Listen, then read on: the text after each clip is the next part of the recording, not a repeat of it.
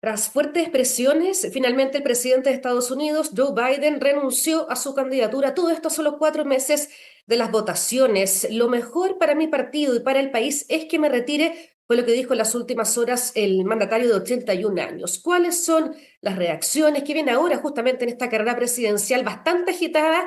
Esto todo por la Casa Blanca, lo conversamos con Cristóbal Vázquez, corresponsal en Washington para France 24 y RFI. ¿Cómo estás? Bienvenido.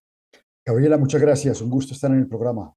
Igualmente, bueno, en primer lugar quería conocer las reacciones. Una noticia no tan sorpresiva, había una presión enorme justamente entre los demócratas porque dieron un paso al costado tras especialmente el último debate. ¿Cuáles han sido justamente las reacciones conocidas en las últimas horas? Reacciones de apoyo a Kamala Harris. El presidente Biden da este apoyo a su vicepresidenta y a partir de ahí varias facciones del Partido Demócrata han empezado a apoyar a la vicepresidenta. Se conoció recientemente el apoyo de Alexandra Ocasio-Cortez, que representa esta ala progresista del Partido Demócrata, que es muy importante para ganar ese voto joven, para reanimar esa plataforma joven que muchos analistas decían estaba bastante apagada y que votaría por la abstención, es decir, votaría por no comprometerse con el Partido Demócrata para estar 4 años más en la Casa Blanca. También se ha conocido el apoyo, por ejemplo, de los que suenan para ser vicepresidentes de Kamala Harris. Es el caso de Roy Cooper, que es el gobernador de Carolina del Norte, es el caso de Andy Beshear, que es el gobernador de Kentucky, o de Josh Shapiro, que es el gobernador de Pensilvania, y esos tres suenan mucho para hacer las fórmulas vicepresidenciales, teniendo en cuenta que están en estados que hacen parte de esta región de Estados Unidos que se conoce como el Midwest, que es una región del hombre blanco trabajador que se ha sentido excluido por el desarrollo económico de las ciudades principales del país, y en ese sentido apelar a estos estados y a estas posibles fórmulas vicepresidenciales, pues de alguna forma trataría de asegurar ese voto blanco de clase media, que es muy importante, además del de los jóvenes y las minorías, que de alguna forma aseguraría a Kamala Harris por su pasado. Mm. ¿Fue, Cristóbal, el último debate lo que marcó justamente esta decisión o fue la conferencia de prensa, una suma de cosas finalmente? Una suma de cosas. La conferencia de prensa, de hecho, tuvo comentarios y análisis algo positivos. Se le vio un poco más fresco al presidente Biden, a pesar de haber confundido, recordemos el nombre de Putin con Zelensky, antes de empezar la rueda de prensa y de hacer varios errores, refiriéndose a Kamala como Trump. Bueno. Pero era, claro, era una aglomeración de errores que lo delataban y delataban su estado de salud, y esto hizo obviamente que poco a poco líderes del Partido Demócrata, creo que al final, horas antes de que se conociera esta decisión, sumaban ya más de 45, es decir, y entre ellos estaban Nancy Pelosi, Chuck Schumer, Hakeem Jeffries, que son líderes del Senado y del Congreso para el Partido Demócrata muy importantes. Y incluso una versión que pasó desapercibida fue la del senador Chris Coons. Chris Coons es senador demócrata por el estado de Delaware, que es el estado de donde es originario Joe Biden, y es amigo cercano, es uno de los mejores amigos de Biden, y él le dijo al público, le dijo a CNN que Biden estaba empezando a considerar plan B, ¿no? Y estaba empezando a escuchar, a mirar encuestas, a escuchar cuáles eran las posibilidades, recibir consejos de personas cercanas a los que les tenía confianza, y a partir de ahí, pues eso es una bola de nieve que empezó a crecer, y era muy difícil primero porque tenía la presión de parte del legislativo, que además argumentaba que no solamente la presidencia estaba en juego, sino que también estaba la mayoría en el Congreso. Lo que cuando se hacen las cuentas acá, en las próximas elecciones del 5 de noviembre no solamente está la presidencia en juego, está el Senado, está la Cámara de Representantes. El Senado, por cuentas, lo más probable es que lo pierda. La mayoría que tienen en este momento los demócratas en el Senado la van a perder. Tienen más asientos en juego los demócratas que los republicanos de este tercio de escaños que van a estar en juego en el Senado.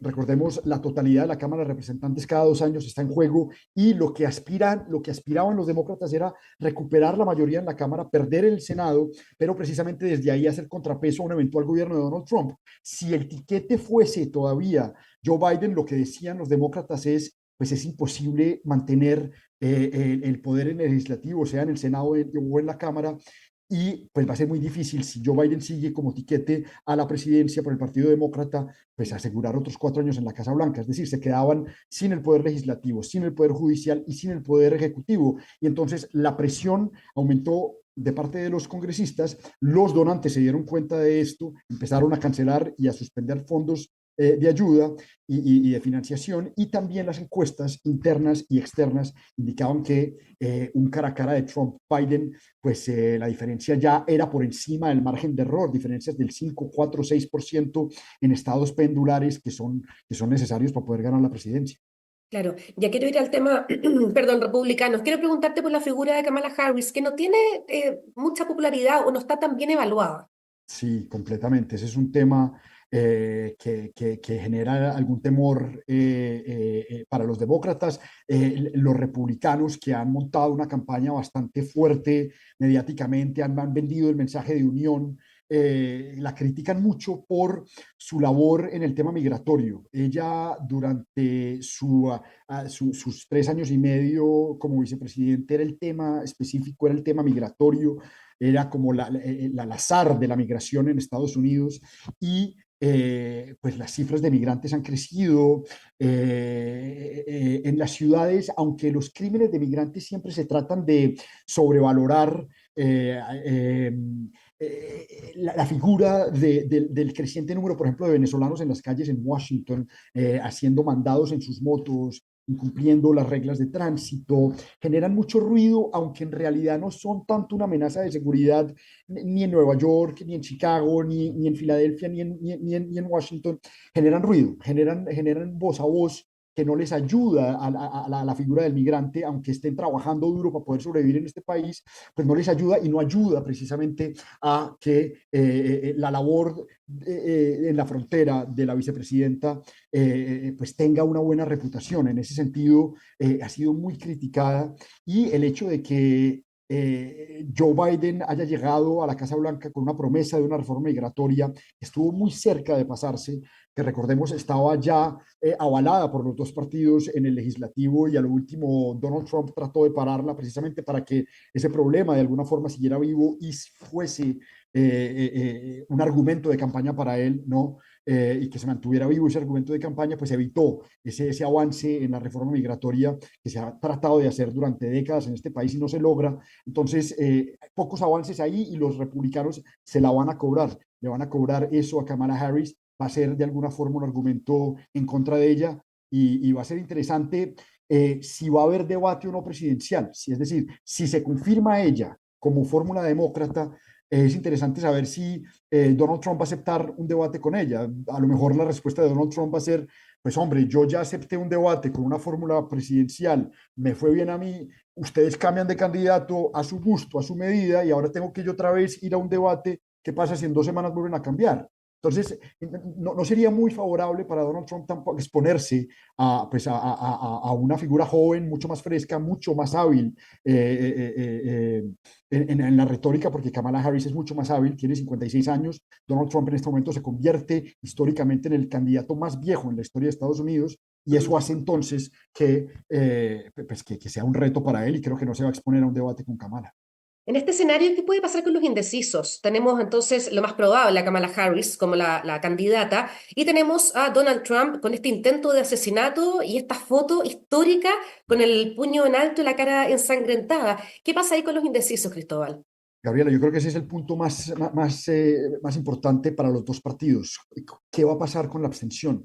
Yo creo que entre las minorías árabes, latinas, africanas, hay mucha resistencia sobre la política un poco de carta abierta que el gobierno de Joe Biden, y yo creo que como política de Estado, Estados Unidos ha tenido hacia Israel.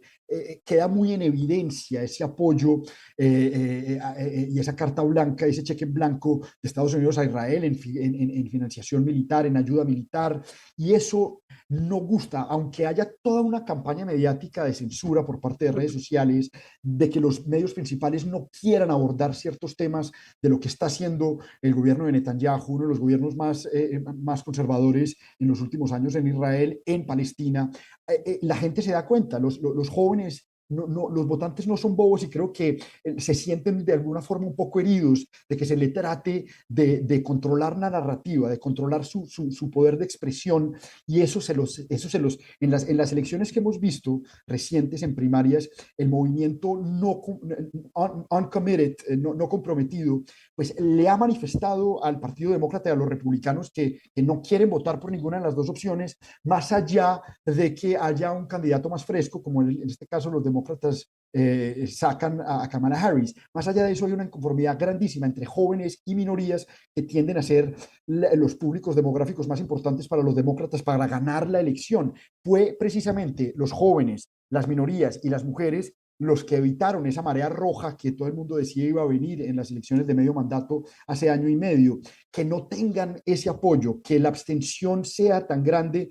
En repetidos reportes que hemos sacado en RFI y en France 24, cuando hablamos con los jóvenes de 18 a 35 años, muchos, la mayoría nos dicen, yo posiblemente no salga a votar, y si salgo a votar por el menos peor. Y en ese sentido hay muy poco entusiasmo por salir a votar. Hay que recordar que acá en Estados Unidos el voto se hace un día laboral, un martes, y eso tampoco ayuda a que haya más gente votando, sobre todo mucho menos para minorías latinas y afroamericanos que normalmente tienen dos, tres trabajos para poder sobrevivir en este país. ¿Qué viene ahora de aquí a noviembre, pensando en el calendario, lo que pasa en la convención demócrata? A ver si nos puedes contar. Pues hoy, hoy posiblemente hable Kamala Harris al respecto de su nombramiento, de ese apoyo, de ese creciente apoyo. Eh, entonces hay dos opciones. Se viene posiblemente antes de la Convención Nacional Demócrata, que será del 19 al 22 de agosto en Chicago, se viene posiblemente una convención virtual.